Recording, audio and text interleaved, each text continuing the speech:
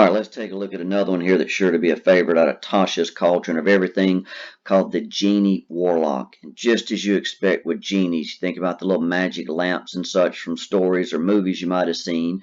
And these actually do get their own little home like this. Doesn't have to be this particular type of container, but some other.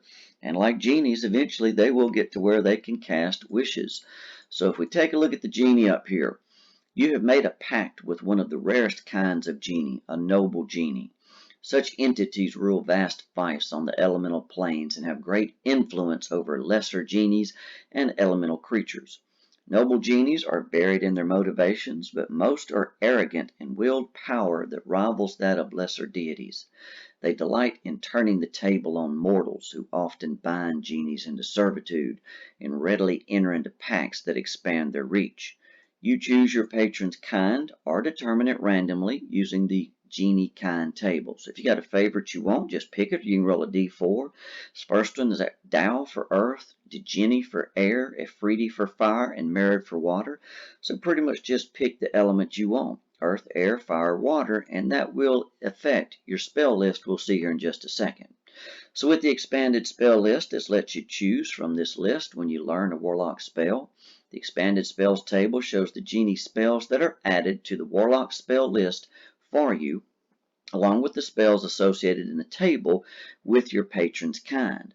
So it looks like everybody gets this first column right here, and then depending on the type of genie that you picked, you get these others out to the side.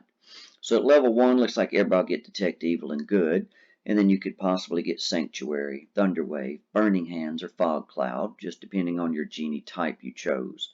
Then spell level 2, everybody will get Phantasmal Force, then possibly Spike Growth, Gust of Wind, Scorching Ray, or Blur.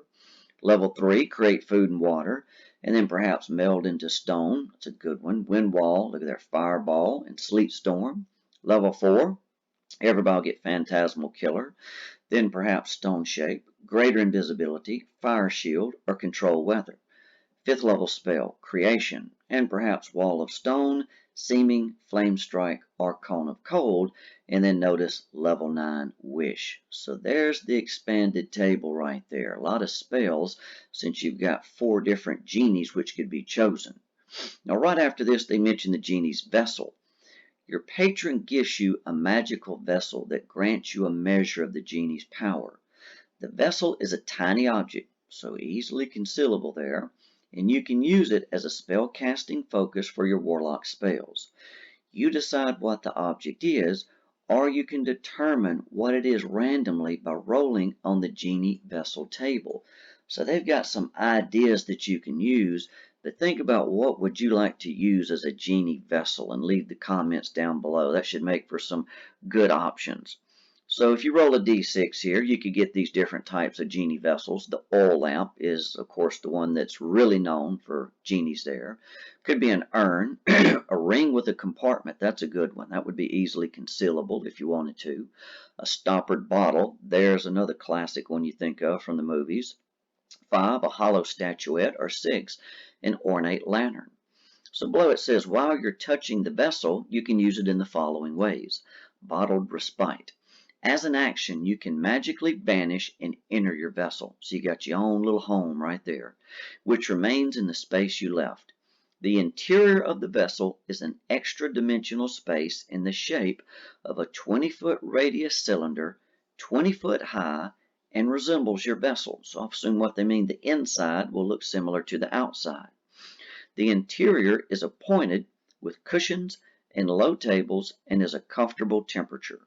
While inside, you can hear the area around your vessel as if you were in its space. You can hear people talking around you or whatever's going on. You can remain inside the vessel up to a number of hours equal to twice your proficiency bonus. Surprised they don't let you stand there as long as you want. You exit the vessel early if you use a bonus action to leave, if you die, or if the vessel is destroyed. When you exit the vessel, you appear in the unoccupied space closest to it. Any objects left in the vessel remain there until carried out, and if the vessel is destroyed, Every object stored there harmlessly appears in the unoccupied spaces closest to the vessel's former space. So you could use it as a little storage area. Think about how much stuff you could put in a 20-foot cylinder that's 20 foot high, a lot of material. You got your own little bag of holding you take with you there. Once you enter the vessel, you can't enter again until you finish a long rest. So a little disappointing there. But after this, again, it says, while you're touching the vessel, you can use it in the following ways. The bottled respite was one. Now the genie's wrath is the other. Once during each of your turns, when you hit with an attack roll, you can deal extra damage to the target equal to your proficiency bonus. The type of this damage is determined by your patron. So that would be bludgeoning, thunder, fire, or cold. The vessel's AC equals your spell save DC. Its hit points equal your warlock level plus your proficiency bonus, and it's immune to poison and psychic damage just as you would expect. So that's a nice little vessel. That's one of the best parts of being the genie. If the vessel is destroyed or you lose it, you can perform a 1-hour ceremony to receive a replacement from your patron. So if you lose it, no big deal. This ceremony can be performed even during a short rest. Look at that, short or long, and the previous vessel is destroyed if it still exists. The vessel vanishes in a flare of elemental power when you die. So if you decide you want a different type of vessel, change it up every hour, whatever you feel like. So at level 6, Elemental Gift, you begin to take on characteristics of your patron's kind. You now have resistance to a damage type determined by your patron's kind. So it's going to be resistance to bludgeoning, thunder, fire, or cold. In addition, as a bonus action, you can give yourself a flying speed of 30 feet that lasts for 10 minutes, during which you can hover. Not bad. You can use this bonus action a number of times equal to your proficiency bonus, and you regain all expended uses when you finish a long rest. So always good to have resistances and flight. At level 10, Sanctuary Vessel.